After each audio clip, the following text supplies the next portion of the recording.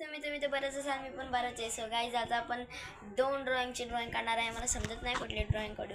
एक फोटो ही आहे आणि एक फोटो ही आहे. हे 2 ड्रॉइंग आहे. मला समजत नाही दोघी करून कुठली काढू. एक ओल्ड लेडीची आहे आणि एक हॉर्सची आहे. तर समजत नाही कुठली काढू. तर थोडं विचार करतो आणि थोडं ग्रीन मॅटर काढून ठेवतो आणि मग तुम्हाला विचार करून आउटलाईन काढून भेटतो. मला माहीत पडली कुठली काढायची. तर गाईज मी ड्रॉइंग बघू शकतात घोड्याची ड्रॉइंग काढतोय. आणखी अजून काय तर आहेच नाही. तर चला घोड्याची ड्रॉइंग काढूया. सगळ्यात पहिले आपण त्याचं ना हे करूया, हळूहळू पाठ त्यांचा करूया. मग तुम्हाला भेटतो लगेच.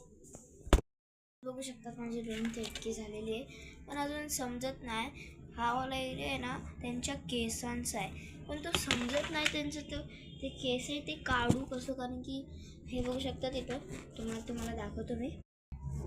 बघू शकतात गाईस काय झालं आहे की ना इथं वेगळंच झालं आहे. म्हणजे हे केस आहे ह्या घोड्याचे, इथं थोडं हे झालं आहे. म्हणजे इथं सेम शेडिंग झाले आणि इथं सेम शेडिंग झाली. इथं हायलाईट पाहिजे होतं पण ते होत नाही. मी कधीपासून करतोय बसल्या पण ते होतच नाही माहिती यार. चला राहू द्या. आता आपण आहे ना डायरेक्ट त्यांचं फेस करूया. चला त्याच्या फेसवर जाऊया. बघू शकतात झालेलं आहे माझं इतकं. बघू शकतात. आता आपल्याला फक्त हे करायचं आहे. त्याला हे करूया, मग बॅकग्राऊंडच्या नंतर बघूया. पहिले आपण त्याचं हे करूया. सो काय बघू शकतात झालेलं आहे माझं हे. तर आपल्या हॉर्सची ड्रॉइंग झालेली आहे.